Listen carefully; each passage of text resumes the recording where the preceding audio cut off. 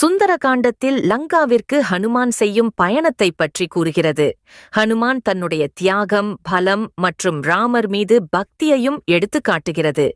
ஹனுமான் லங்காவிற்கு செல்லும் போதே பல தடைகள் சமாளித்தான். அதில் மைனக் பரணி, இராத்தி சினிகா மற்றும் பிறகு சுர்ச்சா போன்றவை அடங்கும்.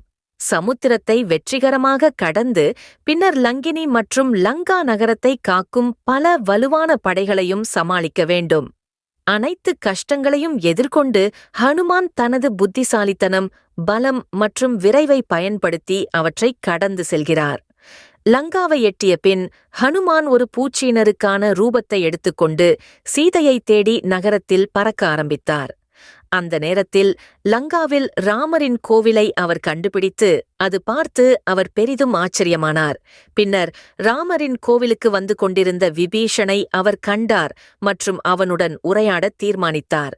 ஹனுமான் விபீஷணுக்கு ஆன்மீக பாவனை நன்மையை விளக்கி ராமரின் பாதமாலை மீது அர்ப்பணிக்குமாறு அவரை ஊக்குவித்தார். விபீஷ்ணர் ஹனுமானுக்கு லங்காவில் சீதையின் இருப்பிடத்தை குறித்த வழிகாட்டுதலை அளித்தார்.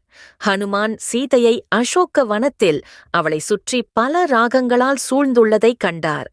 அதன் பிறகு ராவணன் தோன்றி சீதையை தன்னை திருமணம் செய்ய வச்சுவிக்கும் முயற்சியில் ஈடுபட்டான். ஆனால் அவன் முயற்சிகள் பலனின்றி முடிந்தன. ஹனுமான் இன்னும் சிறிய வடிவில் சீதையின் முன் தோன்றி ராமரின் மோதிரத்தை ஆதாரமாக சீதைக்கு அளிக்கும் போது தன்னை ராமரின் வேலைக்காரன் மற்றும் தூதுவன் என்று அறிமுகப்படுத்திக் கொள்கிறார். ஹனுமான் சீதைக்கு ராமன், லக்ஷ்மணன் மற்றும் அவர்களது படையினர்கள் விரைவில் அவளை ராவணனின் கைப்பிடிப்பிலிருந்து விடுவிப்பார்கள் என உறுதியளித்தார். சீதாவிடமிருந்து அசோக வனத்தில் உள்ள மரங்களின் பழங்களை சாப்பிட அனுமதி பெற்ற ஹனுமான் அவற்றை சிதறவிடுவதன் மூலம் பரிதாபம் ஏற்படுத்தி ராவணனின் சில வீரர்களையும் கொன்றுவிட்டான். ஹனுமான் கட்டுப்பாடுக்கு உட்பட்டவரல்ல. ஆனால் கடைசியில் மேகநாத் ஹனுமானை பிடித்து ராவணனின் அரங்கில் கொண்டு வந்தான். ராவணன் சீதையை விடுவிப்பதோ அல்லது ஹனுமானின் ஆலோசனைகளை கவனிப்பதோ என்று மறுத்தான். பின்னர் ராவணன் தனது மனிதர்களுக்கு ஹனுமானின் வெப்பமானவுள்ள வாளை எரிக்குமாறு உத்தரவிட்டான். பின்னர் அவனை விடுவிக்கச் சொன்னான். ஹனுமான் தனது வாளுடன் தீப்பற்றியவாறு ஒரு அரண்மனையிலிருந்து மற்றொரு அரண்மனைக்கு குதித்து லங்காவை எரிக்கத் தொடங்கினான். லங்காவை விட்டு வெளியேறும் முன் அனுமன் சீதையை மீண்டும் சந்தித்து ராமரின் சந்திப்புக்கு சான்றாக அவளது வளையல்களை மீண்டும் ராமரிடம் எடுத்துச் செல்லுமாறு கேட்கிறார்.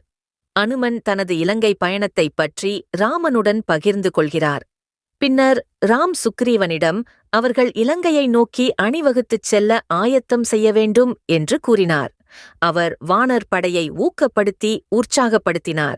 சீதையை விடுவிக்கவும் ராமனுடன் போரில் ஈடுபடுவதைத் தவிர்க்கவும் ராவணனை வற்புறுத்த விபீஷணன் முயற்சி செய்கிறான். ராவணனை வற்புறுத்த முயற்சிப்பது வீண் என்பதை உணர்ந்து சீதையை ராவணனின் பிடியிலிருந்து மீட்பதற்கான தேடலில் அவர் நாட்டிலிருந்து வெளியேறி ராமர் மற்றும் லட்சுமணனுடன் சேரத் தேர்வு செய்கிறார்.